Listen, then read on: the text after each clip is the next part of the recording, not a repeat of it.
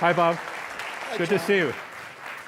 Good to be here. So I hadn't mentioned this to the audience yet, but China is a topic that we come back to a lot. At the very first season, 2006, there was a debate about China. We've done it many times, almost every season. Why is that? Why does China attract us so much as a debate topic? Well, it strikes us that the rise of China is maybe the most important geopolitical development of our lifetime, and the biggest challenge for the United States is how to accommodate or lead the Western world in accommodating the rise of China. And what's the challenge in bringing it to a debate topic? Well, I think one of the challenges is the degree of emotion that sort of surrounds China. Part of the program of Intelligence Squared, part of the mission, is to drain the emotion out of contentious public issues and focus on facts and logic and reasoning.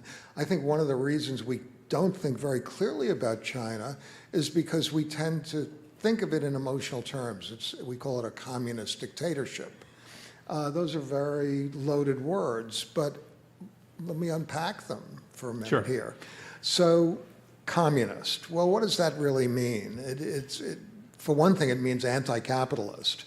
And if you go to China, and I've visited now with many, many times, and spoke recently with the New York Times correspondent stationed in Beijing, public attitudes toward getting rich and toward billionaires are very different in China than they are here. Cab drivers and waiters and people with relatively low-income jobs have pictures of Jack Ma in their homes. Mm-hmm. They venerate success and financial success of a large scale, whereas in this country, it's very much under attack right now.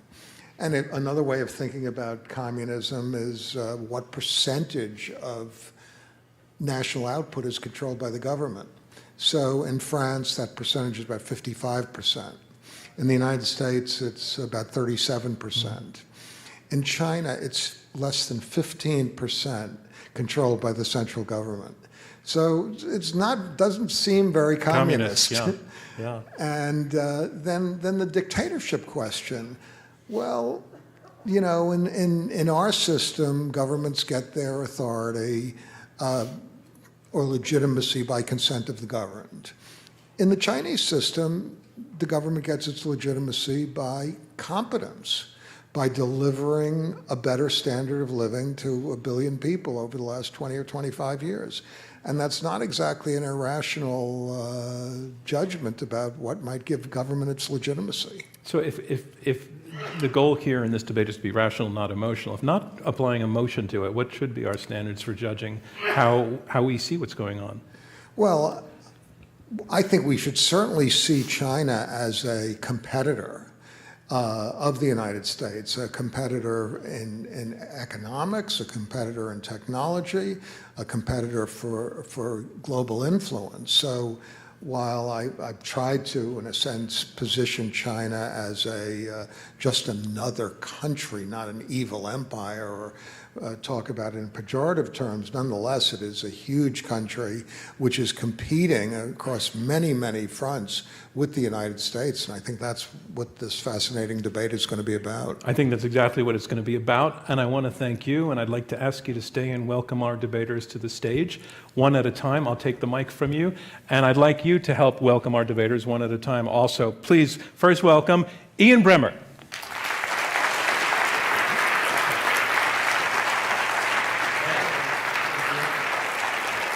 Michele Flournoy.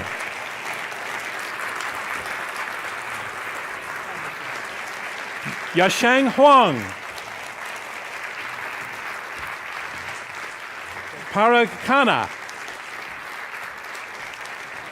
And Susan Thornton.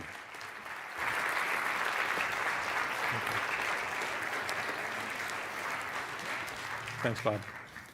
Thank you, Bob, and thank you for the entrance, and thank you for the applause. I think the system is working, so we'll keep working along those lines. As I mentioned before, we're going to turn this into a podcast, and I do need those moments of applause. And so to get things finally rolling, I just want to ask you one more time to applaud for what we're about to do.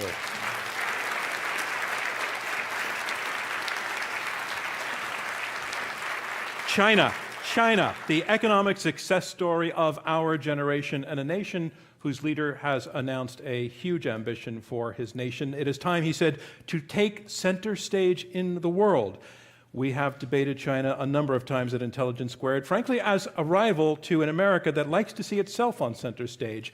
This time, though, we want to take on China's soaring status as a power across several dimensions. Its desire to be first in artificial intelligence, its use of questionable trade practices and espionage to get out in front of Silicon Valley, and its undertaking to create a new Chinese-made global economic infrastructure through which all roads will lead back to China. There is so much to discuss here that for this topic we are using our Unresolved format. That's where 5 debaters, each flying solo, says yes or no to a series of 3 different resolutions, one after the other. In other words, instead of one debate, we are doing 3 right in a row.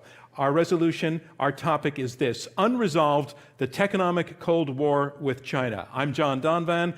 We are here with a live audience at Symphony Space in New York City for this debate. Our debaters include the following, and please welcome them, starting with, ladies and gentlemen, Ian Bremmer.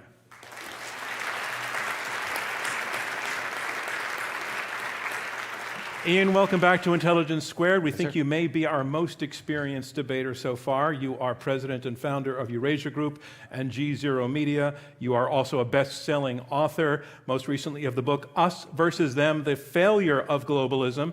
Eurasia Group annually publishes a top list of global threats. The 2019 list is out. There's a lot in there that we're going to touch on tonight. But one of the 2019 top global threats you listed is the U.S. at home. Meaning what? Well, not related to tonight's debate topic. I guess I would say that the good news about being the world's most powerful country is that no one can damage us as much as we can damage ourselves. Turns out that's also the bad news. All right, ladies and gentlemen, Ian Bremmer. And please welcome our next debater, Michele Flournoy. Michele, welcome back to Intelligence Squared. You were Undersecretary of Defense for Policy under President Obama and the principal advisor to the Secretary of Defense. You have co-founded the Center for a New American Security, and now you have co-founded West Exec. What does West Exec do? So West Exec Advisors is a strategic advisory firm comprised of recently former senior officials from the U.S. government, and we advise companies and investors and tech firms on geopolitical risk overseas and also navigating the national security market here in the U.S. Thank you, ladies and gentlemen. Michele Flournoy. Our next debater, please welcome Shang Huang. Shang, welcome. First time at Intelligence Squared. You're a professor of political economy at MIT. You're the author of several books in English and in Chinese, including Capitalism with Chinese Characteristics. You founded and now lead the China Lab and the India Lab at MIT. Tell us a little bit about what do you actually do there? Yeah, so it's actually a course at MIT Sloan School of Management. We use our very talented students to work with small and medium entrepreneurs in China and India. Since its founding in 2008, we have worked with 350 entrepreneurs in both countries. Okay, great experience for tonight's debate. Again, ladies and gentlemen, Shang Huang. Next in the lineup, please welcome Parag Khanna. Parag, welcome to Intelligence Squared US. You are the founder and managing partner of Future Map. That's a strategic advisory firm. You're a best-selling author. In fact, you have a new book out. Its title, quite relevant tonight, The Future is Asian: Commerce, Conflict, and Culture in the 21st Century. The 22nd version of what that book's about. Sure. The Future is Asian is a book about what I call the Asian system, which includes China, but also the other 3.5 billion Asians who are not Chinese, and how they're together resurrecting the ancient Silk Roads to create a new diplomatic and economic order, and how that's reshaping the world. Thank you, Parag Khanna. And completing the lineup, please welcome Susan Thornton. Hi, Susan. You're a senior fellow at the Yale University Paul Tsai China Center. Before that, you were the acting assistant secretary for East Asian and Pacific Affairs at the State Department. You have been in the Foreign Service for 28 years. You speak a few languages, I understand, such as? Yes, I speak a few languages. I took French until I got bored, and then I started studying Russian in high school and college. And then I thought after I done with that for a while, I'd study Chinese to make myself really miserable. And now you know why the FBI takes such an interest in me during my security clearance interviews. All right, Susan Thornton, and thank you. And thank you to all of our debaters for taking part. One more reminder to those of you who have arrived perhaps in the last few minutes and haven't yet cast your pre-debate vote. To cast your vote, use your smartphone, go to iq2us.org/vote using any mobile device. The three resolutions: the next Silicon Valley will be in China. The Belt and Road Initiative is a $1 trillion blunder. The US and China will both lose the trade war. You have the choice of yes or no on all of those. So let's get to our debate. The way that this is going to work is that on each resolution, each debater is given 90 seconds to make an opening statement supporting his or her position on the resolution. After that round of 90-second statements from each debater, we move on to a round of more freewheeling discussion to dig in more deeply. We are going to pick our speaking order randomly thanks to these Intelligence Squared playing cards. The face of all of our debaters are on this, and I'm going to ask an audience member to come up and just randomly, anybody who wants to do this, I'm going to shuffle them and not know it. Don't be frightened. It's okay, but I do need your help. Thank you. Thank you. So, our first debater will be Michele Flournoy. And you can wait on that. Just a little bit of stagecraft. Our resolution is this: the next Silicon Valley will be in China. Our first debater on that resolution will be Michele Flournoy. Michele Flournoy, on the resolution, the next Silicon Valley will be in China. How do you declare, yes or no? I declare yes. You have 90 seconds to make your argument. I declare yes because China sees itself in a strategic competition with the United States, both economic and military, and it is doing everything in its power to eliminate our technological edge. China has a clear plan and is making massive investments in cutting-edge technologies. Beijing's 5-year plan, its most recent one, focuses research and development on a number of technology areas, including things like aerospace engines, satellites, artificial intelligence, and quantum computing. Its annual research and development spending has increased by 71% over the last 5 years, and its defense spending has tripled in the last 10 years. It has established a doctrine of civil-military fusion, which means any advances made by private companies in China have to be shared with the Chinese military. And it's undertaken a massive and sustained campaign of cyber theft of our intellectual capital, our property, totaling hundreds of millions of dollars. If you look at its investment in the fundamentals of an innovation ecosystem, those are strong too. People. China has 4.7 million recent STEM graduates. That's graduates in science, technology, engineering, math, versus about 500,000 in the US. Funding. China's share of venture capital funding globally is now roughly on par with that of the US, and access to data. They have 800 million internet users. I'm sorry, Michele, your time is up. Thank you. Thank you very much. On the resolution, and the way we go is to the left of the speaker is how the order moves. And so we're going to move next to Shang Huang. Shang Huang, on the resolution, the next Silicon Valley will be in China. How do you declare? Yes or no? I declare yes. You have 90 seconds. Yeah, not only do I declare yes, I actually know where that Silicon Valley is going to be located. It is going to be in a city called Shenzhen, across from Hong Kong. I second very much what Michele has said about these developments at the national level. By the local level in that region, Shenzhen is actually very similar to Silicon Valley. It is an immigrant city. It draws talents from the rest of the country as well as from the rest of the world. We have had a number of graduates from MIT who have started enterprises in that region, and they have done extremely well in terms of incorporating technology into production. The other thing that we need to be mindful of is science and technology are a function of creativity, talents, and intelligence, but they are also extremely expensive and costly. At a time when this country is not investing in science and technology, somebody else has to do it. And so far, it is China that has been investing very heavily in science and technology. They're producing all these great graduates. And then if you look at IP, yes, it is true that it is a problematic situation in that country. It is improving. But the other thing is that the new area is data.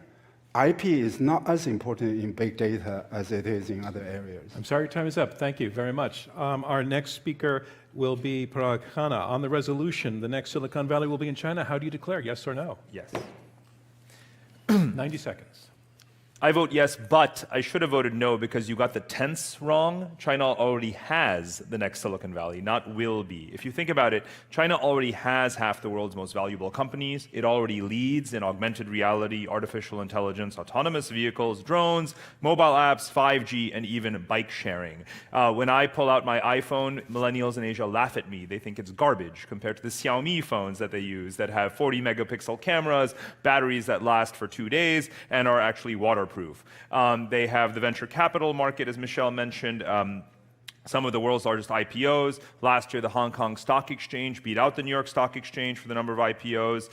You have government support, of course, that was also mentioned. Just like Silicon Valley has its origins and support from the defense sector in the United States, so too, of course, does China. The Made in China 2025 campaign is only going to accelerate in the wake of the trade war as they seek to protect themselves from any technology areas where the U.S. wants to cut off supplies. Now, remember that Silicon Valley was primarily supported with American money. But today, if you look at China's technology sector, it's supported by global companies and even Japanese firms like SoftBank, which gave Alibaba its start and has also poured money into other Chinese companies like Ant Financial.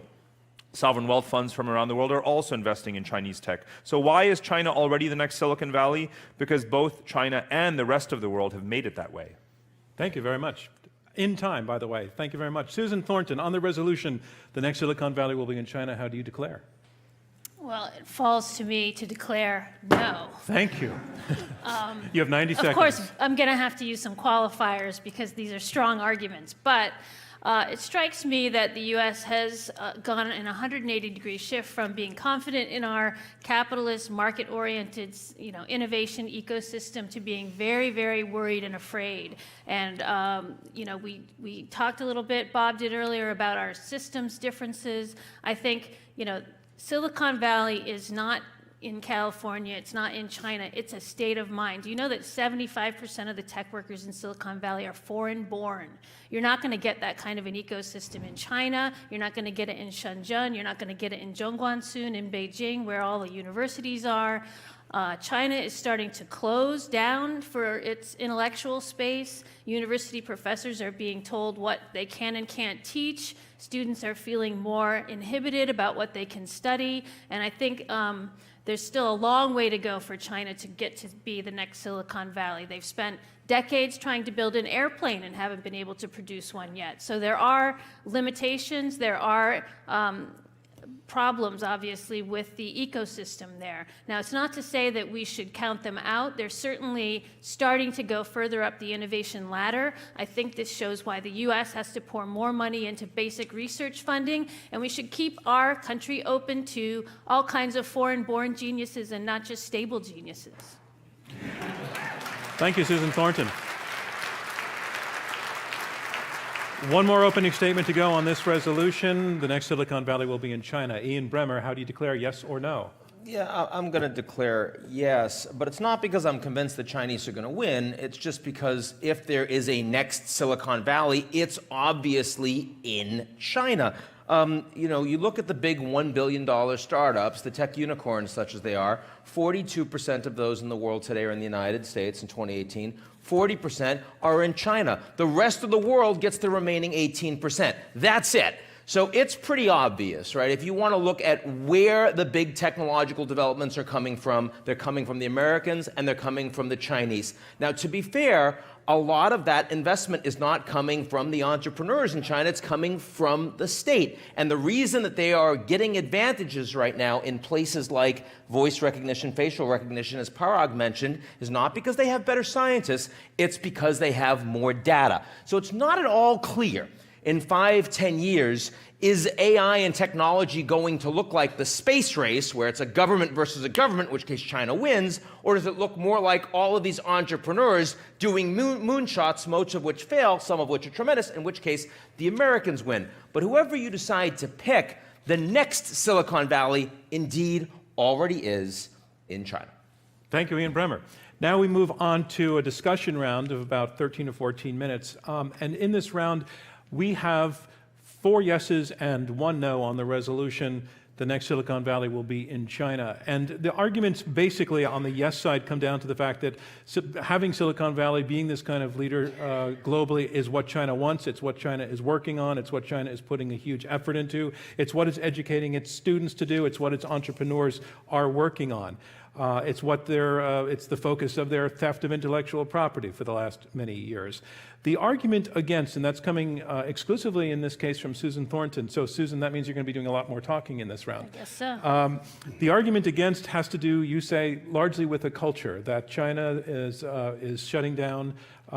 Its political shutdown is, I think you're arguing basically, is a deterrent to innovation and sharing of ideas, and also statist economic top-down kind of direction. So continue with that thought, and let's let your opponents and your temporary opponents respond to some of what you're saying. Yeah, I mean, so I think basically, we've been through this before with the end of history in 1991, governments trying to pick winners and losers, and that didn't work out too well. I think the Chinese have, come a long way in trying to develop and marketize a lot of the parts of their economy, but they don't still have the ability to support their bottom-up entrepreneurs. I mean, Jack Ma was basically made to step down from Alibaba. If private entrepreneurs get to be too prominent in the Chinese system, they will not be allowed to go further. Private entrepreneurs have been arrested under the anti-corruption campaign, and there was a big article yesterday talking about many entrepreneurs in China who are trying to leave, and a lot of Chinese are trying to move their money out. So the political retrenchment that we're seeing in China is having an effect on the overall future picture for China's development. Let me let Michele Flournoy respond to some of that, and I think basically the argument from Susan Thornton is that China is going to trip over its own feet on this. I think Susan's right in that to the extent that China's intent to become the technological leader is thwarted, it will be their own government's fault. It will be the government getting in the way of itself and of its own policies. But I think that we have had it in our mind that true innovation happens in our Silicon Valley. It's the moonshots. It's having the benefit of the best research in universities, entrepreneurs who can go after something that nobody ever thought of before. It's that creative process of discovery. Whereas China has been excellent at the applications. Once something established, applying it in 1,000 different ways and sort of making progress that way. But I don't think that stereotype is holding. If you look at, in 2017, the number of patents, patent applications for AI-related issues, 4 times as many in China than in the United States. So there's some kind of shift going on here. And again, I agree, the biggest threat is the Chinese government's own policies that could undermine itself. But right now, in terms of intent and resources and momentum, China does have an advantage. Susan, your response to that? Well, they do have 30,000 engineers waiting to work in whatever plant moves over there. So there are some inherent advantages that they have. And like I said, they have managed to innovate. But I guess it maybe hinges on the definition of Silicon Valley. I mean, Silicon Valley is these moonshots. It's not this incremental innovation. And so I think the Chinese say they have a built-in advantage of marketization and scaling. Mm-hmm. They want the innovation to come from the US, from Silicon Valley. That's what they talk about. And they'll do the scaling up. I mean, you figure out who makes the money in that scenario. I think that's something we need to worry about. But I do think there's a qualitative difference in the kind of innovation that you're talking about, and so I think Silicon Valley is not going to be replicated in China. Now, Shenzhen is a logistics hub for almost everything that happens in the tech sector, and that also can't be replicated in the US. So I'm very worried, actually, about this fragmentation, this Techonomic Cold War, which is the title of our piece, because I don't really see how these things can be separated. Ian Bremmer. Look, I mean, first of all, you do have big companies like Microsoft and Google that desperately want to maintain, sort of lab work jointly with the Chinese because they find that the level of innovation and cutting edge support that they're getting there is very important. They don't want the Americans to be in a position where they suddenly cut that off. But the other thing I would just ask is Silicon Valley really as entrepreneurial and moonshot-like as it used to be? I mean, we're talking about some behemoth companies that are acting like functional monopolies. They're capturing the regulatory environment. Once they get real scale, then suddenly they start acting a lot more like hybrid state capitalist creatures. It's one of the reasons there's so much techlash going on in the United States. So, I think it's no question that there's extraordinary entrepreneurship, and there are companies that are still being started in garages that have ideas that the Chinese aren't themselves developing. But if we really ask ourselves what Silicon Valley is today, I think it's not quite what we continue to do our screenplays about. Yasheng? Well, let's remember that the political repression is all on the social scientists in China. It's not on scientists and engineers and technologists. In fact, I would argue that Chinese scientists and technologists enjoy far more academic freedom than their counterparts in the United States. In this country, we face the problems of trying to do research in stem cell research, right? Stem cell area. And in China, they have just come up with a CRISPR technology application, genetically edited babies. I'm not advocating that, but this is an example to show that the political treatment of social science and political treatment of natural science are fundamentally different. There's a famous book called Lonely Ideas that documents the inventions in the former Soviet Union. Soviet Union actually invented a lot of these ideas and made tremendous technological breakthroughs.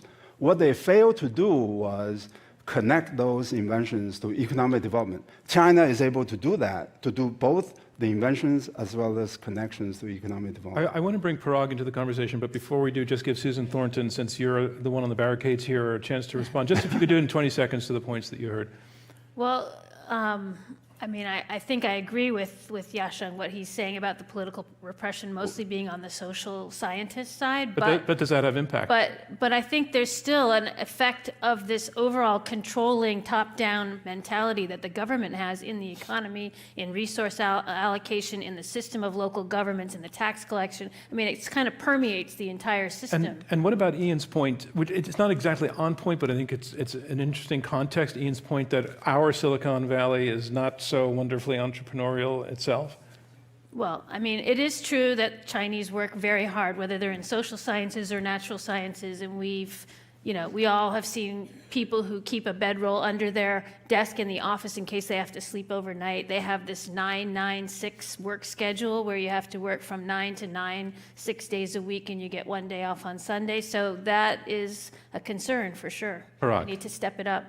I think there's, building also on Ian's point, there's a more mundane story of how Silicon Valley got to be what it is. You can't just summarize it as moonshots. What it is a process where the first generation of entrepreneurs who generated wealth through successful companies actually shared that wealth with the engineers who they work with, and then those engineers spun off and started their own companies. And the genie is actually out of the bottle in China with whatever, taking into account whatever political repression there may be on social scientists more. The technologists have already moved forward, and you can see that happening with those that have left Alibaba and Tencent have now gone off to spawn 5, 10 other sets of companies in fintech and ed tech and a whole bunch of other areas. So we can't really pretend that it's just about these vertical conglomerates. And one other thing, the proof of that is the venture capital market. The global venture capital market is $150 billion a year, and China now represents an equal share of that to the United States. That simply could not be the case if you did not have hundreds of very wealthy Chinese entrepreneurs who came out of that first generation of companies now investing in the next generation. In terms of the innovation that a Silicon Valley in China would require, one of the premises of the trade war we're now in is that China has sustained its progress on the back of intellectual property theft. My question is, does that dependence on intellectual property theft say that China is not yet ready to innovate on its own, or are we past that point? Michele? We are not past that point. I mean, the two coexist. There's still hundreds of millions of dollars estimated of intellectual property theft that continues to happen each year. Chinese entities stealing from American entities. That said, you also have examples of real innovation and real startups and creativity happening funded by venture capital in China. So the two are coexisting. But the intellectual property theft has not stopped. It continues. But it doesn't mean that they don't know how to innovate on their own. It means that in some areas they're getting a boost, Yeah. and they've had trouble where they've had trouble innovating. They've tried to get a leap ahead or a leg up by starting with some proven designs and plans. One of the issues that's cooking around this is that China's lead in artificial intelligence that it's working on and 5G comes with the idea that this technology is being deployed by the Chinese essentially to act as a system of Big Brother, to spy on its people. And my question is, does that kind of technology have a global market? Is there places that are dying to have that? Or you would think that in this country, you would think in Western Europe that that would be anathema and that would militate against China's ability to be its own Silicon Valley. Who would like to take that? There are places that are dying to have it. There's also places that are killing to have it, right? And that's, I think, part of the issue. We've talked about how the United States and China have different systems in terms of who's able to develop technology. We haven't talked about how technology itself is changing. Let's keep in mind, 10 years ago, 15 years ago, 20 years ago, when you were talking about big breakthroughs in technology, you were talking about the communications revolution. You wouldn't have been showing the Matrix behind the screen here. You'd be showing someone on a smartphone, and you'd show, sort of the, thousands and thousands of people on Tahrir Square in Egypt, or the Orange Revolution, or the Rose Revolution, bringing down authoritarian regimes. Today, when you talk about technology and advances, you are talking about enormous top-down, vertically integrated organizations, either companies or governments, and they're using big data to engage in surveillance. They're using that to make enormous amounts of money and also to ensure greater political harmonization and their own top-down civic society. I think that is a place where the Chinese actually have a significant advantage over the Americans, and it is going to change the way we think about Silicon Valley. Susan Thornton, again reminding people you are a sole no vote on this. I just want to make the point that most of these technologies are dual use. We were looking at Yale at sort of the export of surveillance cameras and other kinds of systems to the Middle East, and found out that most of the exports to the Middle East are coming from U.S. companies. There's a story out about police in China are exporting DNA sequencers. The police in China are using those DNA sequencers to find out that people who had been put in prison 20 years ago have now been exonerated because they were not the perpetrator. They have a problem with forced confessions in China. So you can use them for good or ill. If you're using it in Xinjiang, obviously it's terrible and heinous, and we should be very upset about that. But the technologies themselves aren't the problem. It's what the governments are doing with them and how you attack that. And I think that point needs to be clear because we have a lot of companies that are making similar types of equipment. Yisheng. China is an authoritarian country, authoritarian society. If the government doesn't have big data, they have other tools to control the population. And in fact, if you look at the population control program, it was extremely effective and successful in terms of curtailing the fertility rate without any use of the big data and the technology. So I think this idea that somehow China suddenly has become a big brother country as a result of big data, that's just misplaced. It has been an authoritarian country for the last 2,000 years without the big data. We also need to distinguish between access to data and the application of the data. All the applications of the big data have been the result of companies such as Alibaba, Ant Financial, and Tencent. But in China, the government has a special access to these data. So you can make technology available to other countries that have privacy protection, that have restrictions on the ability of the government to gain access to the data without involving the technology itself. Parag, can you educate people in 20 seconds on the firm Huawei and tell us how it fits into this argument? So Huawei, as many people know, has certainly origins and still strong links to the Chinese government. It is a leader in, it is now has a largest share probably in the world of the global telecommunications hardware and equipment market, but that only amounts to 30-something%. And now that it's exporting those technologies and implementing and installing fiber optic cables, internet hardware, telecom stuff sort of all over the world, there's a pushback against it. At least 5 or 6 countries now have banned Huawei from installing that equipment in their countries. And there's So given its prominence and given what's happened to it, does that support Susan Thornton's opposition to the idea of Silicon Valley happening in China? No, because it's not the only company in the field that China has. It's obviously the leader, and we no longer even make, and this is one of the critical areas that where Shenzhen comes in terms of hardware. The United States has almost given up on hardware in some of these areas, so only Chinese companies even make some of the critical hardwares that relate to 5G technologies, or some European companies do as well, but not American ones anymore. Well, Huawei is the only company that makes every single component of the 5G system across the spectrum. They're the world leader. So. well, that actually concludes discussion on this resolution. Thank you very much. Where the resolution has been, the next Silicon Valley will be in China. And a reminder of where we are, we have 5 panelists at this Intelligence Squared U.S. debate, debating a series of motions on the Techonomic Cold War with China. I'm John Donvan, your host and moderator. Now we move on to our second resolution. The second resolution, the Belt and Road Initiative is a $1 trillion blunder. Also known as One Belt, One Road, this is China's push to create direct infrastructure connections between China and large parts of Eurasia, Africa, and South America. It is already underway, but will it pay off for China? That is the question we are asking. I'm going to again go to a member of the audience to choose a speaking order. Can you do this for me, please? Usually people swamp the stage, desperate to play this game of chance. Thank you. On the resolution, the Belt and Road Initiative is a $1 trillion blunder. Our first speaker is Ian Bremmer. Ian Bremmer, on this resolution, do you declare yes or no?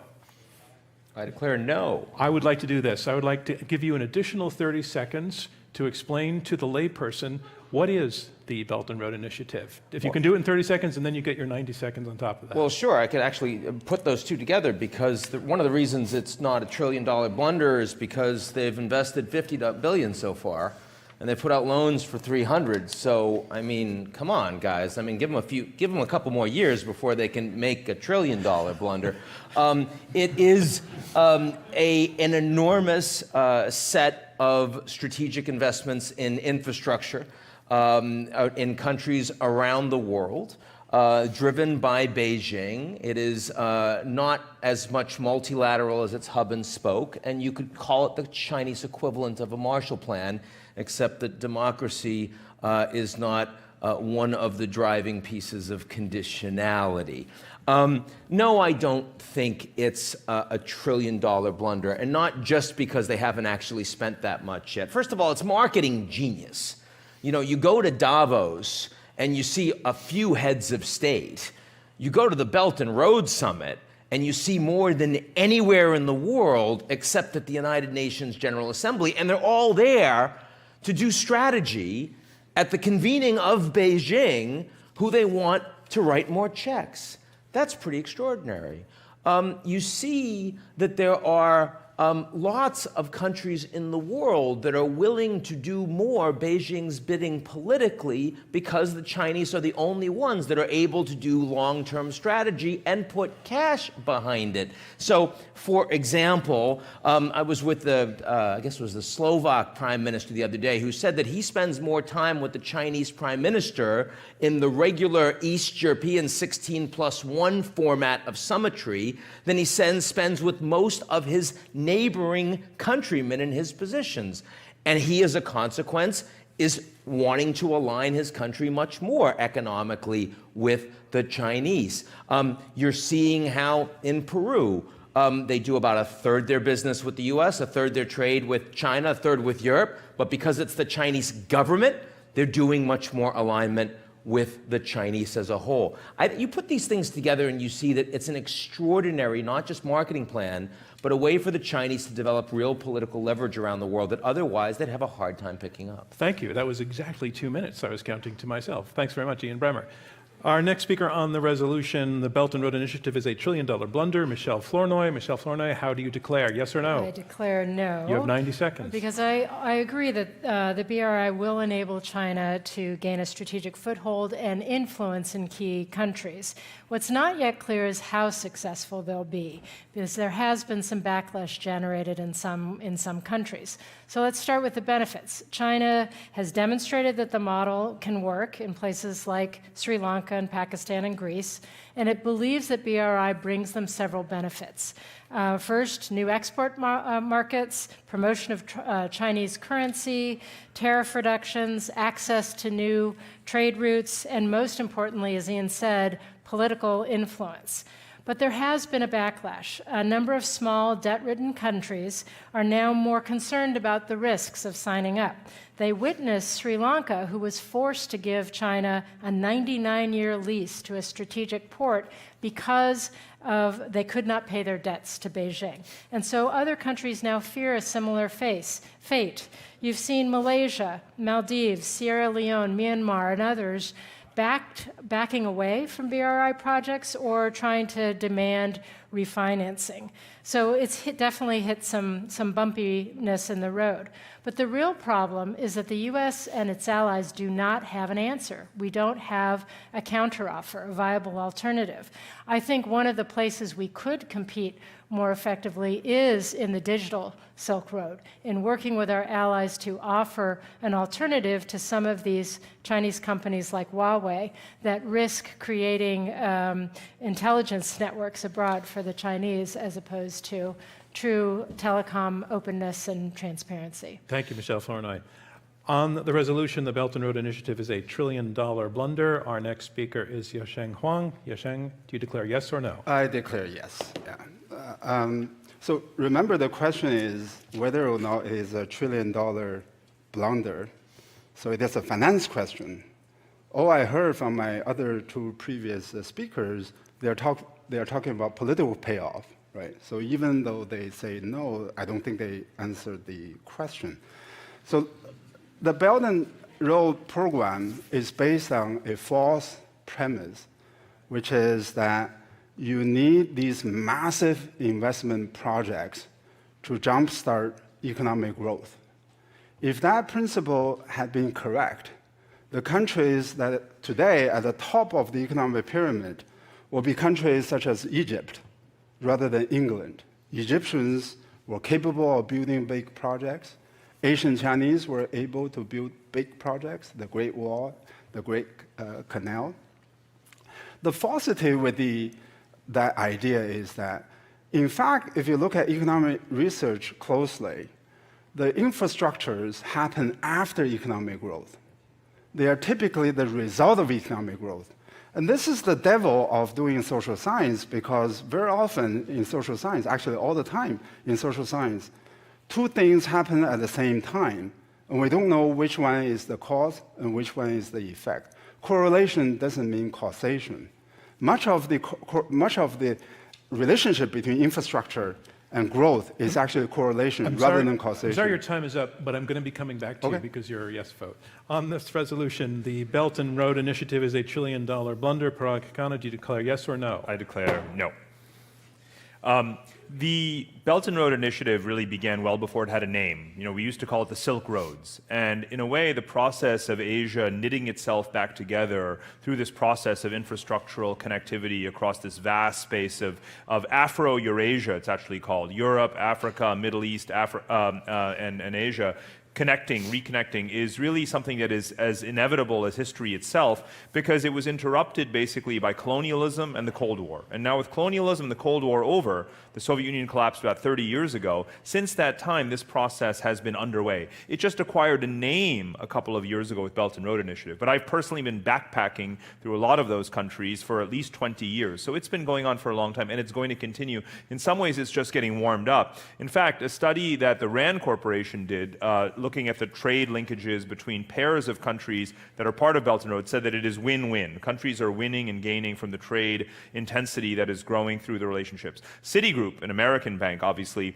said that Belt and Road is moving away from just one-to-many, sort of whatever China wants, to many-to-many, as everyone gets involved. And indeed, I think that China has succeeded more than it even anticipated. It's unleashed this case of FOMO, right, fear of missing out. Because now that China has announced Belt and Road, the US has its USIFDC, Europe has its Asia Connectivity Initiative. Everyone is launching connectivity initiatives. Everyone is getting involved in infrastructure finance. And that's just going to make sure that the broader process of connectivity succeeds even further. So my punchline on this is, Beijing builds lots of roads, but all roads won't lead to Beijing. Thank you very much. And again, to our final speaker on this panel in this round, Susan Thornton, on the resolution, the Belt and Road Initiative is a $1 trillion blunder. Do you declare yes or no? I declare yes. You have 90 seconds. I think what we're going to end up with actually is a lot of bridges to nowhere. The U.S. had a great idea too for connectivity. It was called the New Silk Road. It was supposed to connect Afghanistan with all these other countries in Europe and Russia. And we tried to do these projects, and guess what? No one would pay for any of them. And do you know why? Because they were dumb. They were dumb, and they weren't going to make any money. And nobody wants to pay for projects that are not going to make any money and bridges that are going to lead to nowhere. And a lot of these projects, a high-speed railroad from Beijing to Moscow, are you kidding me? No one's going to be on that train. How is it going to make money? So the Chinese are going around writing lots of checks. Great. Again, it's an issue of, what system do we believe in? We have market capitalist economics because it produces efficiency. And this is not an efficient set of projects. It's not an efficient set of financial investments. And I think the Chinese are going to end up wasting a lot of money. Thank you, Susan Thornton. So that concludes the opening round on this resolution. And now we move on to a more freewheeling discussion. The resolution being the Belt and Road Initiative is a $1 trillion blunder. We have 3 no's and 2 yeses. The no's are saying it's not a blunder, that in fact it's well thought out, it's doable, it's feasible, though not necessarily easy, though there is some backlash to it, that the commitment of the Chinese government to this is real, and so is it's capable, and it's playing a long game and has a lot of time, and it can take a long time to invest $1 trillion. Well, the side opposite is saying it's basically based on a false premise that you need to have massive projects to jumpstart economic growth, that the whole concept is unfeasible, it's dumb, it's delusional, it's going to lead to a lot of bridges to nowhere.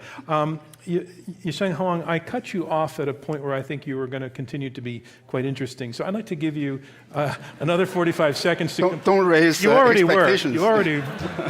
You were already deeply fascinating, but just keep going. No, I agree with Susan. The Silk Road was a result of private sector activities, and the private merchants were trading across Eurasia, and whereas Belt and Road is almost completely a government project, and the Chinese economy itself didn't succeed because of infrastructure. China started out in the 1980s with terrible infrastructures. In fact, in developing countries, the most reliable measure is the length of the railways. If you look at China and India, because of the British rule, built a lot of railways. India had longer mileage of railway as compared with China in the 1980s. It was the Chinese economy that took off.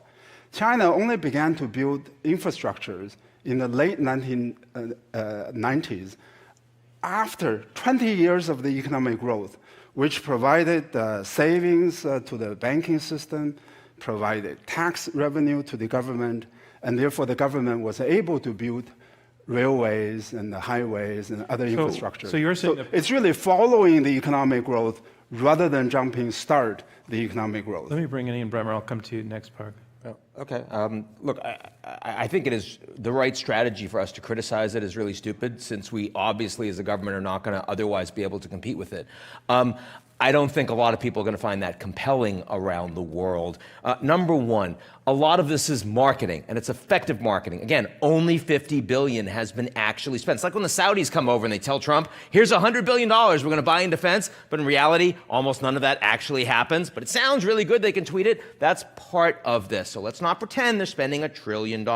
Secondly, do not tell me that politics do not matter as a give back for what the Chinese are spending. Politics matter. I will tell you an that. Awful lot. Well, don't expect us to believe it. I mean, maybe at MIT that passes, but in most places, Actually, it what you doesn't. said at MIT will not pass. Okay. Okay, I didn't think it would, because they have a strong political science department at MIT, which you don't visit. But look, no, the fact They visit us. the fact.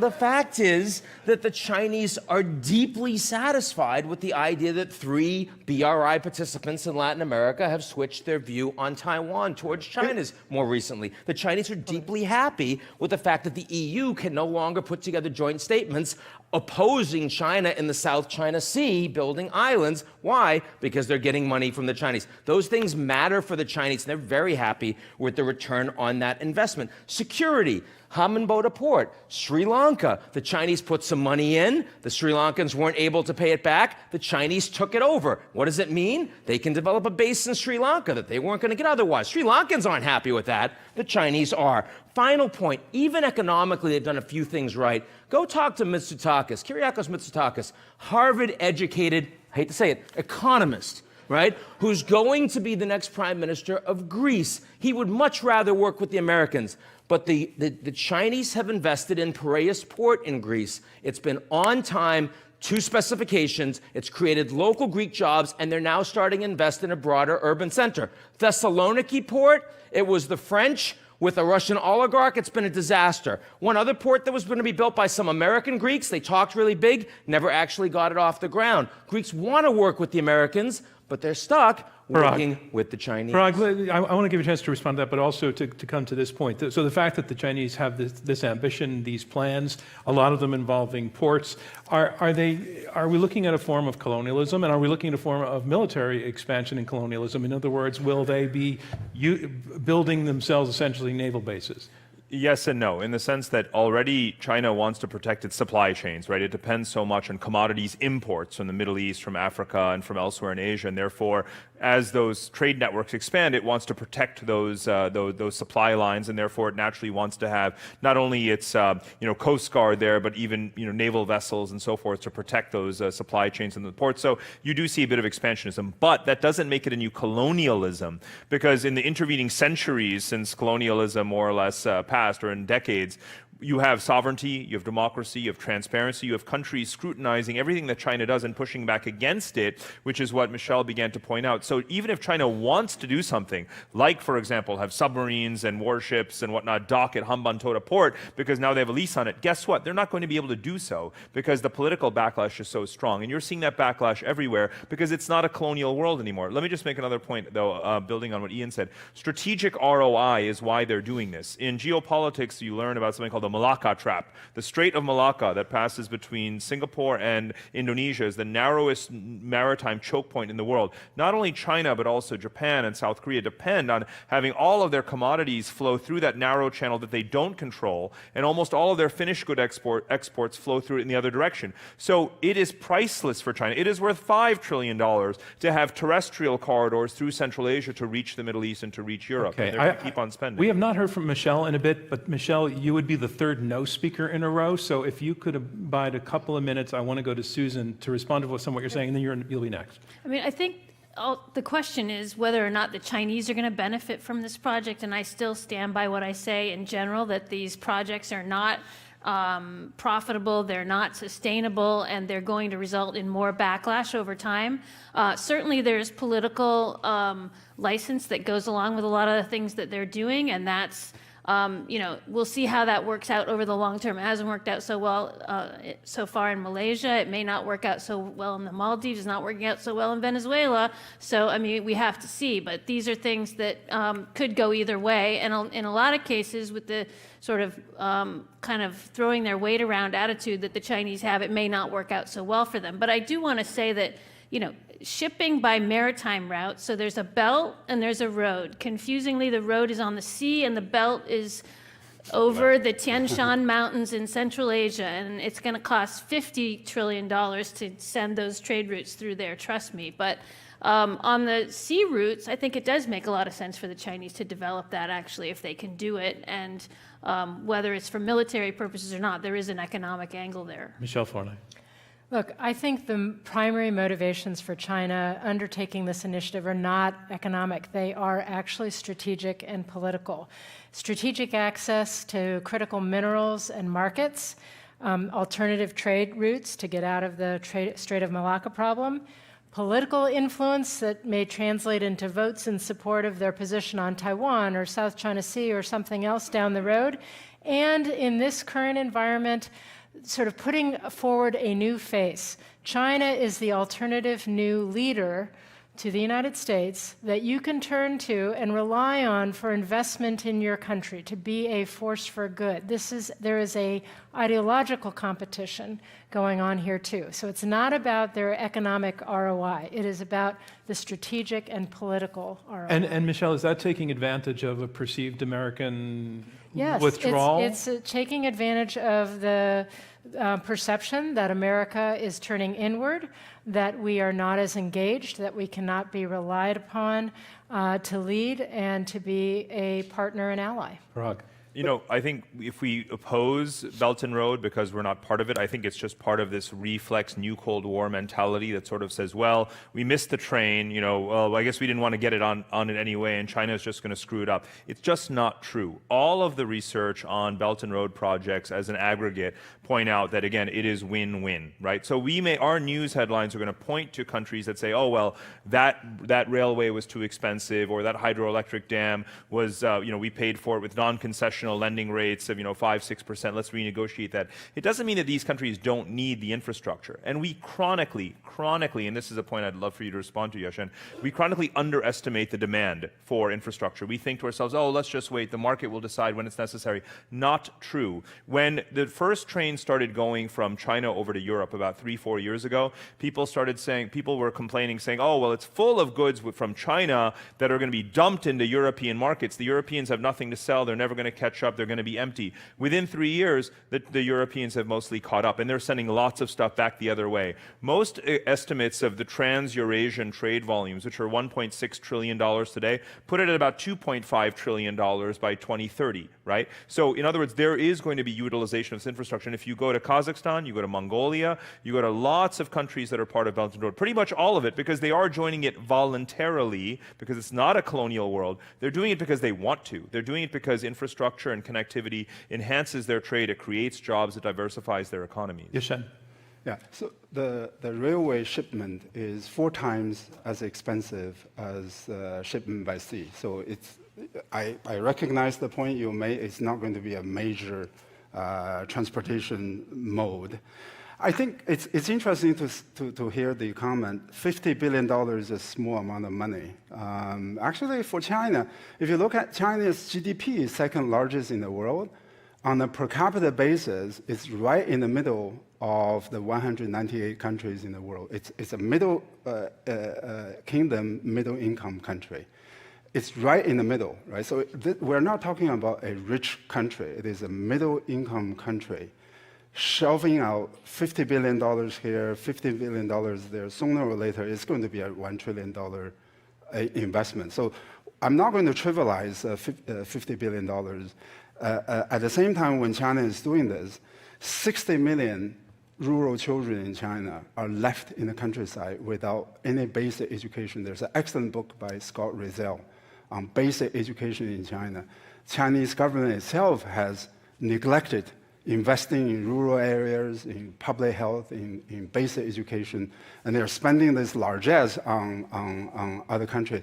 So you're saying it's unsustainable It's not sustainable because it's happening at the extreme expense of the domestic investments Okay, powerful in public point. health and public education. I want to let Ian Bremmer respond to that point.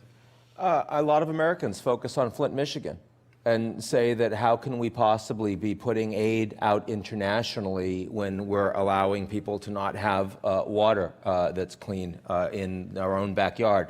And I think the answer is that we can actually walk and chew gum at the same time. And the Chinese have been saying, oh, we're poor, we can't do anything. Fact is, they're the second largest economy in the world. They're about to be the largest economy in the world. They've gone from extreme poverty to a middle-income country right now. There's no question there are a lot of people in China that are suffering. I would argue that a lot more of the suffering in China still happens at the hands of political decisions than it does because of economic incapability. Look at Xinjiang. The Chinese government as a whole is not particularly sympathetic to either of those conversations, but that's not really what we're talking about here. We're not saying, will they spend the $50 billion on these investments to have more strategic and political leverage as opposed to being able to take care of those folks. I mean, let's face it, it's like asking the Americans, what are we going to do with our defense budget? Oh, let's spend on education instead. That is not the conversation that's really happening here. That doesn't have to be the trade-off between investing in science and investing in education. I'm talking about investing in projects that clearly do not have economic returns vis-a-vis investing in public health and public education.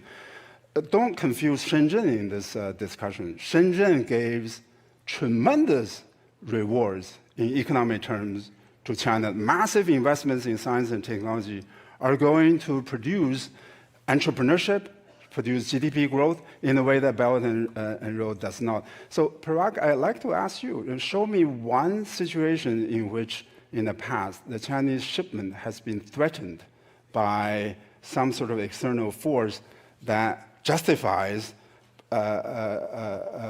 port controls and strategic operations of ports. Parag, I'm going to have to let that stand as a rhetorical question because we're out of time and we've completed debate on this topic. Or is there an audience demand to hear the answer to that question? All right. Okay, great.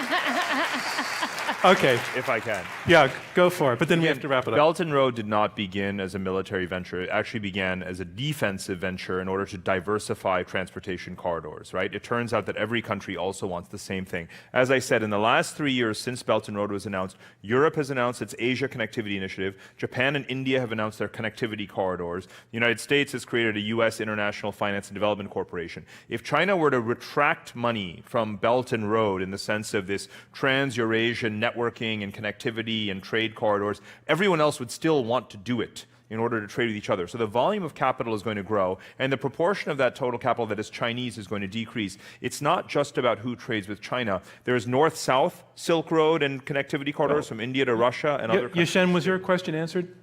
I don't think so, because well, maybe Ian justified the Belt and Road by citing the Sri Lanka example, where the Chinese acquired the custodianship of a port, right? The argument there is this is military and strategic. You have to show me the case where the Chinese trading has been threatened by Indian Navy or by Sri Lankan You actually Navy. just have to ask yourself whether, if you were a Chinese leader, you would trust America's Navy to be protecting your supply chains instead of doing it yourself. In effect, they have, right? Since 1978, Chinese trade volume has increased dramatically under the Pax Americana arrangement, right? Implicitly, they have done that. The issue is going forward in the future, whether or not they should trust or not. That's a separate question. That is a separate question, and that's why we are going to wrap up this discussion on whether or not the Belt and Road Initiative is a $1 trillion blunder. Welcome back to our debate tonight. We have 5 panelists debating a range of resolutions. Our theme is Unresolved, the Techonomic Cold War with China.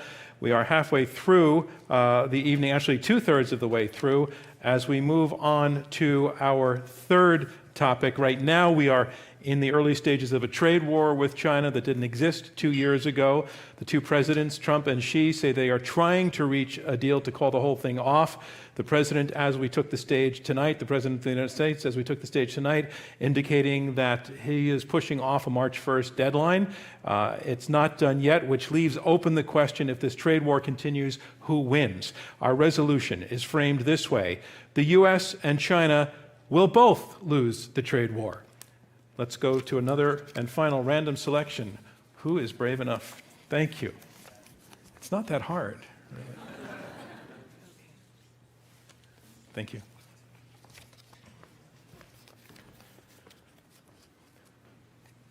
On the resolution, the U.S. and China will both lose the trade war. Our first debater will be Parag Khanna. On this resolution, how do you declare, yes or no? I declare yes. You have 90 seconds. Okay. Let's start with the ways in which China will be a relative loser. And for both China and the US, the further you look out in the future, I think the further this will become apparent. Some major shifts in trading patterns really predate the trade war, such as the diffusion of supply chains out of China. A lot of it has to do with the fact that Chinese wages have been rising. So multinational companies, whether American or Japanese or European, have been diverting their labor and their manufacturing work out of China to Southeast Asia for quite some time. Foxconn, for example, has done so as well. India last year got more foreign investment than China did. Southeast Asia got more foreign investment than China, or has for the last 5 years. And now, of course, China's industrial policy is alienating a lot of countries. Suspicion of Chinese companies like Huawei as well. So China is sort of being brought back to earth in that sense through this trade war. Now for the U.S., the case is even more clear-cut in terms of how it's going to lose, because most of what the U.S. exports to China can be substituted by others, whether it's semiconductors that China is going to get from Taiwan or South Korea or Japan, soybeans that it gets from Brazil and Argentina, and even now Russia is growing soybeans. Airplanes, maybe China will stop buying as many from Boeing and will buy more from Airbus. Every day, Europeans are flying over to China and other Asian countries to convince them that they should not be buying American products. So just remember that America's allies geopolitically are not necessarily our allies geoeconomically, because they're actually trying to undercut us and do more business with Asian countries, including China, and substitute us in those markets. So the U.S. will also be a loser from the trade war. Thank you, Parag Khanna. Our next speaker on this resolution, the U.S. and China will both lose the trade war. Susan Thornton, how do you declare, yes or no? Yes, I declare yes. 90 seconds. I'm going to stop being contrarian now. I'm going to go with the flow. But no, I think both countries are already losing the trade war. I think we've seen diminishment of exports in both directions. Of course, much more bigger drop on the Chinese exports to the U.S. than from the U.S. exports to China. But a lot of U.S. Industries have already lost markets to other foreign market sellers, as Parag was saying. I do think, though, on a more optimistic note, that if we can pull back from this trade war and get some kind of a deal, there is a possibility that both sides can win. As I've already mentioned during tonight's discussions, China is in a period of retrenchment from reform. And most Chinese, there's a joke going around in China now, who are two old guys who are going to push China into the modern era? Deng Xiaoping and Donald Trump. They want Donald Trump to push China as hard as possible to reinvigorate its economic reform program, because they know that the Chinese economy needs to move to the next stage of opening up in order to make that leap out of the middle income trap that they're so worried about being stuck in. I think, the U.S. obviously would benefit if we could get a deal with China that would open up some of these areas of China's market to U.S. companies. And I think the rest of the globe would also benefit from some kind of a deal that we could get, as long as we get some progress on these structural issues. Thank you, Susan Thornton. On this resolution, Ian Bremmer, do you declare yes or no? I'm going to declare no. This is the most complicated, I think, of the three questions. It's the one that you'd want to say it's complicated in a Facebook kind of way in response. I'm going to say no in both a cute way and a real way. The cute way, I'm going to say no because it's not happening. I don't think there's going to be a trade war. I feel very strongly that the Americans and Chinese, for different but overlapping reasons, are going to back down Trump because he doesn't want it to affect the American markets, and it hasn't really, except for a little scare in December, and because he wants to show that he personally can do a big deal. And the Chinese, because actually their economy's gotten a little bit more vulnerable, and Xi Jinping doesn't want this fight right now. And broadly speaking, I think that if we look at the damage that's been done so far, you talk about still a broad environment where the U.S. and Chinese economies were very interdependent. They still are. China's becoming gradually a larger economy than the U.S., but still very far behind on a per capita basis. That's still the case. And going forward, yes, we're seeing growth slow in both China and the United States. In China, that's because of debt deleveraging. In the United States, that's because of the Fed and the end of the tax cuts stimulus. So, I mean, if you ask me to really make a strong call here, are we both going to get hurt by this trade war? I think the answer, at the margins, I think I'd say yes, but overall, I think I'd say no. Thank you, Ian Bremmer. Our next speaker on the resolution, the U.S. and China will both lose the trade war. Michele Flournoy, do you declare yes or no? I will declare yes. Given the interconnectedness of the two economies, it's really not possible for either country to win a trade war should it continue. Restrictions on trade end up resulting in increased prices and decreased exports for both countries. The trade war is already hurting both. In China, in 2018, we saw the lowest Chinese GDP growth that we've seen in a number of years, really since 1990. Now, the trade war wasn't the only factor, but it was a contributor. Demand for labor in the Chinese import-export sector has fallen by 40% in the last quarter of 2018 compared to a year earlier. And there's starting to be some hurt in the U.S. economy, too. I think if these tariffs were sustained into the future, there's projections that you'd see reduced U.S. exports, decreased GDP, and also elimination of a substantial number of American jobs. But I think the real question is, the U.S. does need to challenge China's unfair trade practices, whether it's restrictions on market access, theft of intellectual property, subsidies, extraordinary subsidies to state-owned enterprises. But the tariff war is the wrong way to go.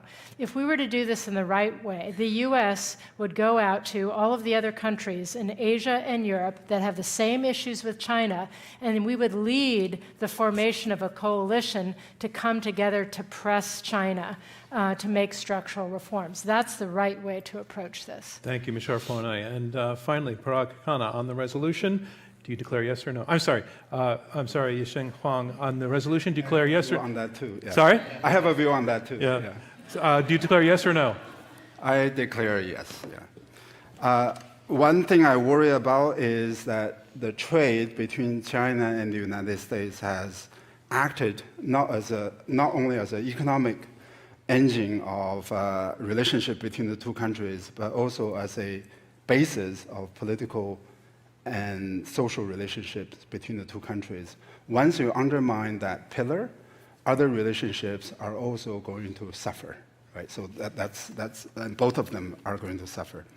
It's fairly easy to argue why it is hurting China. Trade as a percentage share of the GDP for Chinese economy is about 40%, a little bit shy of 40%. For the US, it's only 26%, so it's hurting China.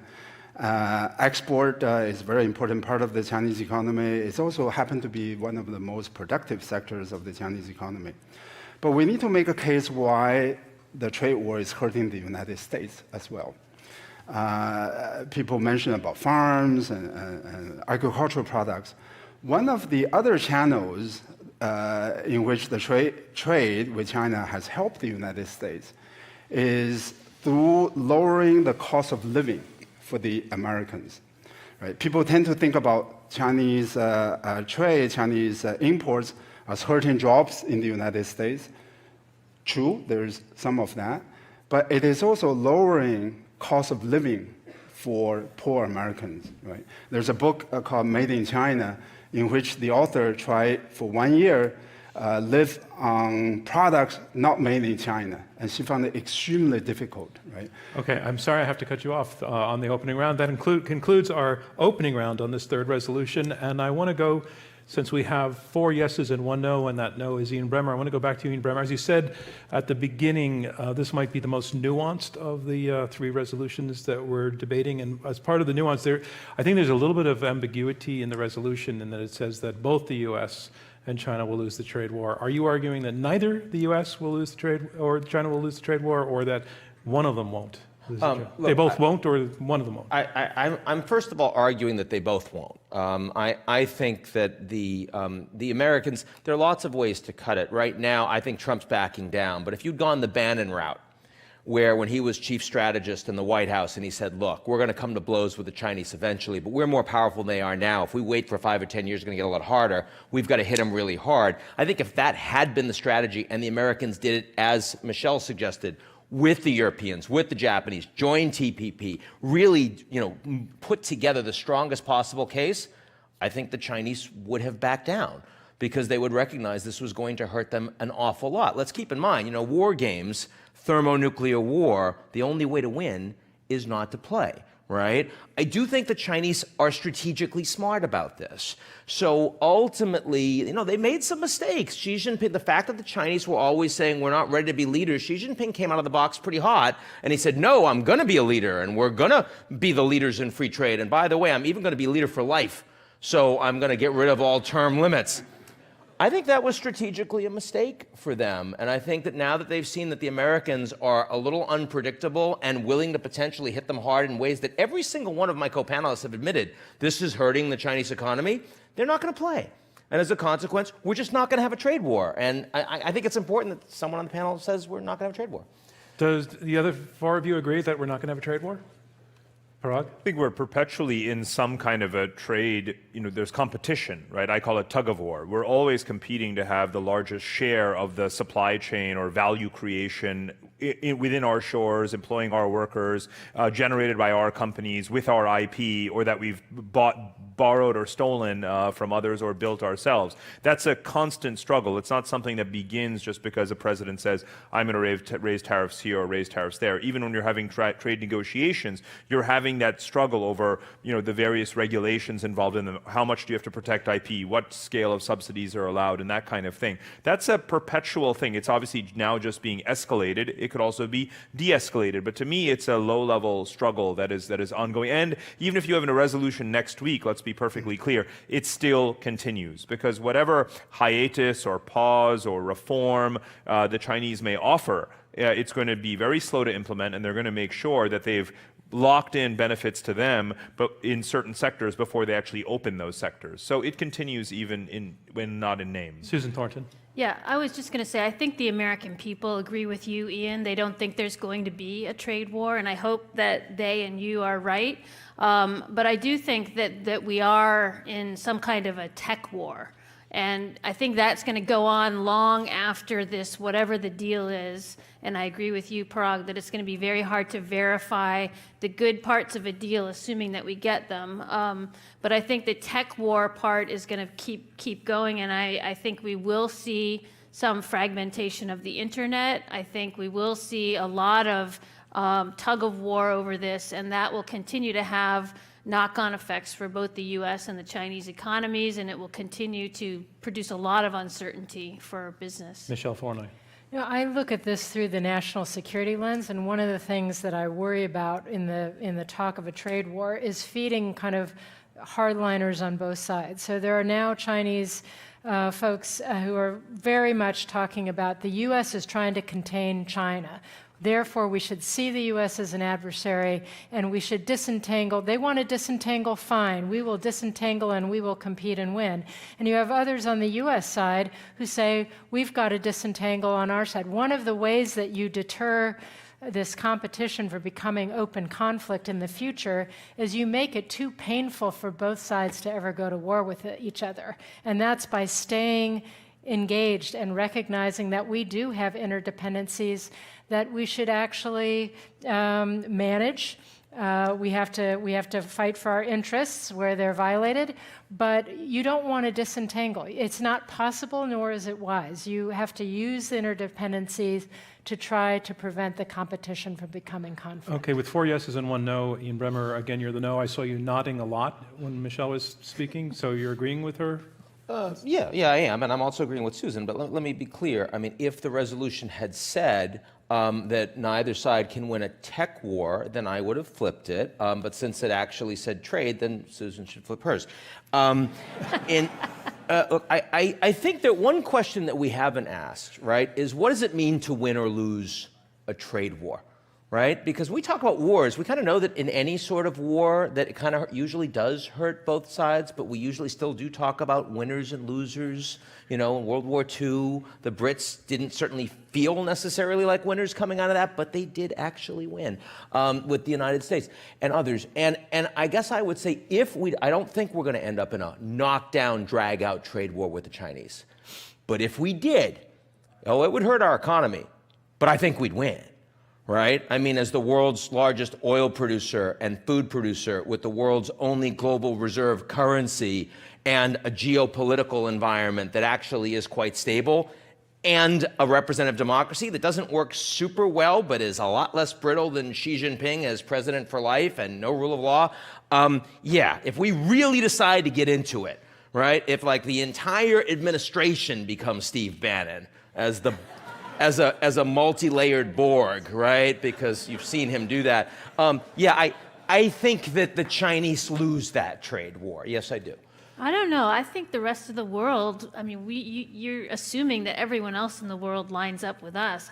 And I'm not sure that that would be the Japanese case. and a bunch of, I I don't know. China's the number one trading partner for every single country in Asia. And by the way, in And Japan, it's very important for them. you know, when the U.S. pulled out of the Trans-Pacific Partnership Trade Agreement, which by the way we created, right, architected, then walked away from, every other country decided to go ahead and join it, including the Canadians, Mexicans, and so forth. We already have data, even just for one quarter or half a year, showing how other countries are eating away at America's market share in those countries. And crucially, because you mentioned the Japanese, when we are now trying to push for a bilateral FTA with Japan, they're saying, yeah, you know what, why don't you just come back to the TPP framework and let's do it that way. So trade with China matters a lot to almost all of these countries. And we didn't mention one of the winners, because it's relative gains and losses, not absolute. But again, Europe, right? You know, Europe is going to be, whether it's aircraft, industrial goods, technology, the stuff that China and other Asians feel is now politically volatile, that the U.S. could impose export controls on at any time, like semiconductors and other sorts of things. It's just not, they're just not going to buy them from America anymore. They're going to buy them from Europeans and other Asians. Ian raised the question that we haven't really defined what's winning and what's losing, and he did actually come up with a sort of extreme case of winning. But if the U.S.'s goal is to get China to open markets, to stop stealing intellectual property, and that were to happen, would that not be a win? For the US? United States? Mm-hmm. I think in the current state of the trade war, China loses more than the United States. If we go all the way to the total trade war, China is going to win. Remember, this is a country that went through Cultural Revolution and Great Leap Forward and survived those economic catastrophes. If you fight extreme wars, the Chinese political system is going to come out at the top, just because they have this capability of withstanding massive economic shocks. But I want to say that the trade war has already translated into conflicts in other areas, and those conflicts are happening already. Today's debate is about Cold War. 2 years ago, we didn't use Cold War to describe relationship between China and the United States. The director of the FBI, Christopher Wray, described the Chinese government as a threat to the United States, as well as the Chinese society. That means Chinese scientists, that means Chinese students, Chinese visitors. US is curbing the visas on the Chinese students. The graduates from American universities cannot get the visas anymore. They cannot do research in the United States universities. They find it more difficult to do that than before. The US is also restricting investments by Chinese companies in the United States, not just large-scale investments, but also small-scale investments in startups, right? That's going to hurt the United States. So it's always going to rebound on the United States. You're saying that if China suffers, the U.S. suffers? There's no question both sides lose, right? Well, Ian says there's questions. No. If I heard him correctly, and maybe I didn't, if I heard him correctly, he said it's not going to happen. In that case, obviously, if something doesn't happen, then there's no consequence, right? So is that what you said? So, Yeah. But if it were to happen, I think both sides would lose. Okay, I'm glad we could bring that discussion to such clarity on that point, because Thank you, because that concludes debate on this third resolution. The U.S. and China will both lose the trade war. So now, members of our live audience here in New York, it's time for you to tell us which side you have found most persuasive on all of these arguments. It's complicated because there were three of them, and not everybody was making exactly the same arguments, but we want to know, on the whole, did you swing more to yes or more to no from your starting position? So if you can again go to your phones and go back to our URL, I'm just looking it up, iq2us.org/vote, and you'll be presented with a prompt to lead to the three votes, yes or no. And it will only take us a couple of minutes to tabulate that and tell us which way things swung here. But while you're doing that, the first thing I would like to do is to congratulate the five of you for being really engaging. This was not necessarily the most the lightest topic to take on, but you made it informative and interesting and educational and fun, and you did it with respect and good spirit and with facts and logic. We like all of that. So for bringing all of that to our stage, I really want to thank you one more time with a round of applause from everybody.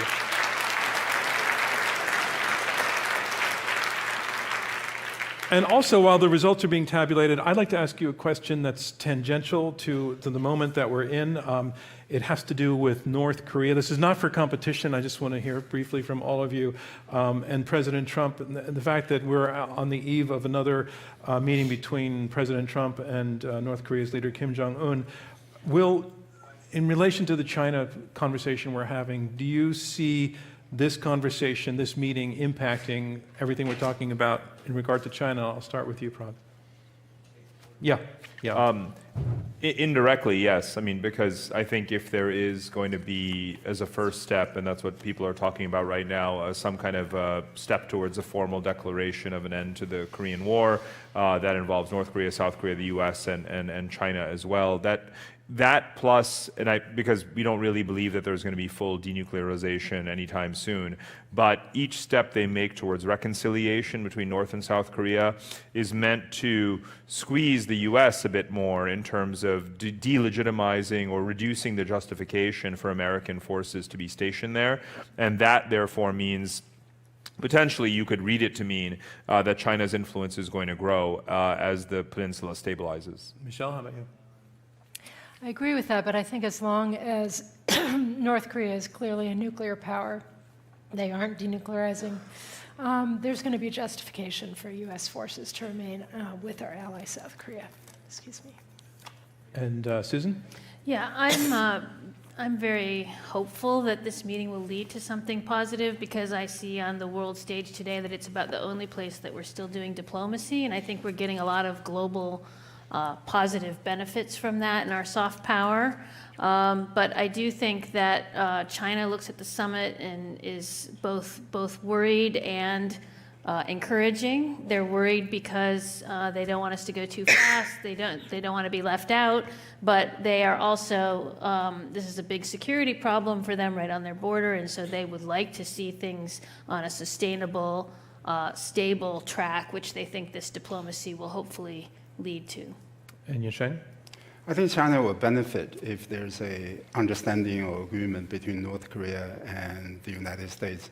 North Korea has been a complicating factor in the relationship between China and the United States. I think for Xi Jinping, he really wants this thing to go away, so then he can deal with the United States on its own terms. But what do you think is realistic in terms of coming out of this meeting in the short term? Well, I think China probably has played a role, right? So the North Korean leader visited China a number of times, and China has become more proactive in managing the North relationship and the policy positions toward the United States.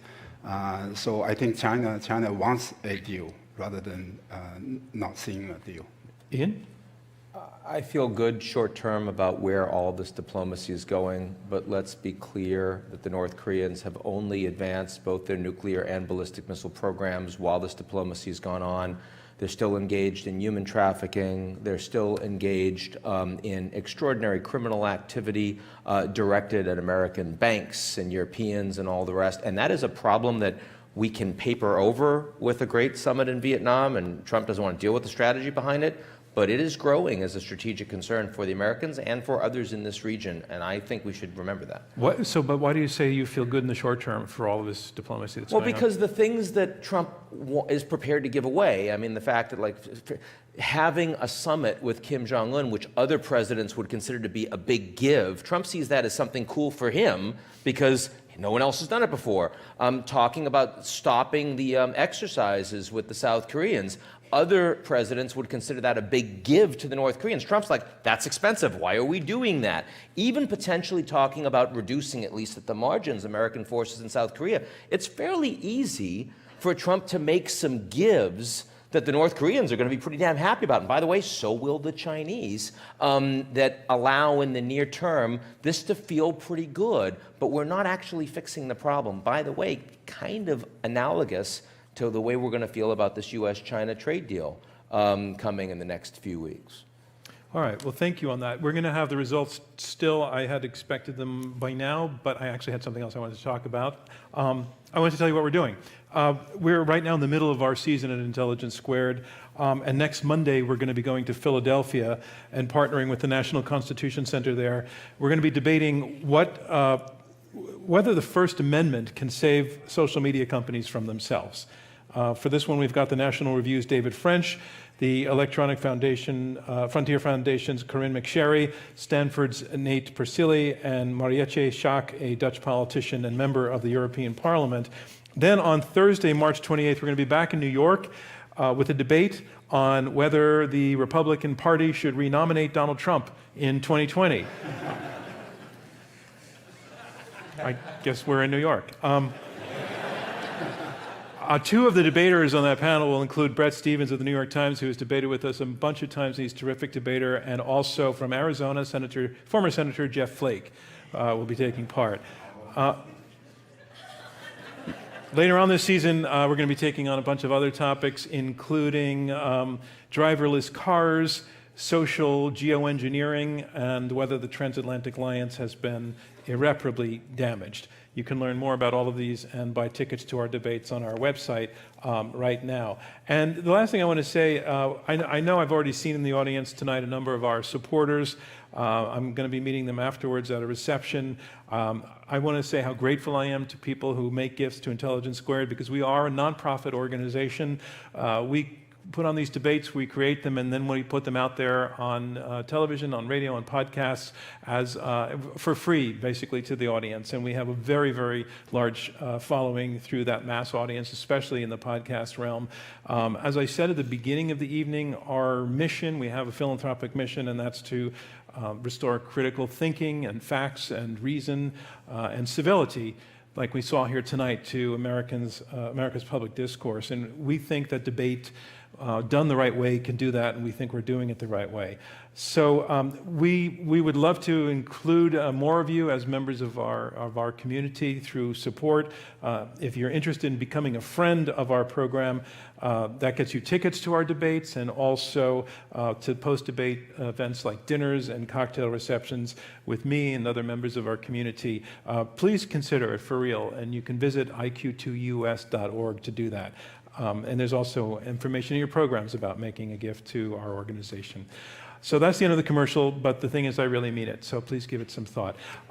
So I do now have the results of the votes. Remember, you voted twice on all three resolutions, and what we're looking at is the swing from one side to the other. So on the first resolution, which was the next Silicon Valley will be in China, before the vote, 55% voted yes and 45% voted no.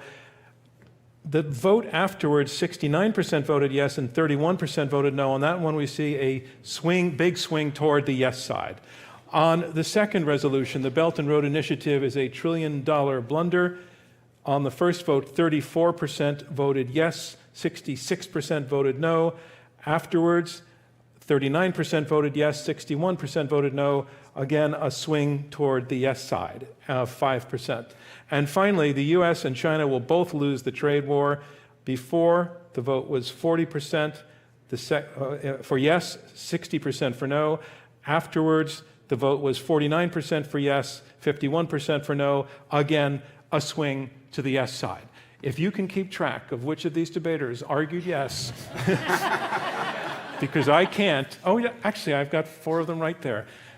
On this round and on all the other rounds, those of you who argued yes, congratulations to you. And again, thank you for what you did for us tonight. It was terrific, and thank you for being a wonderful audience. Good night.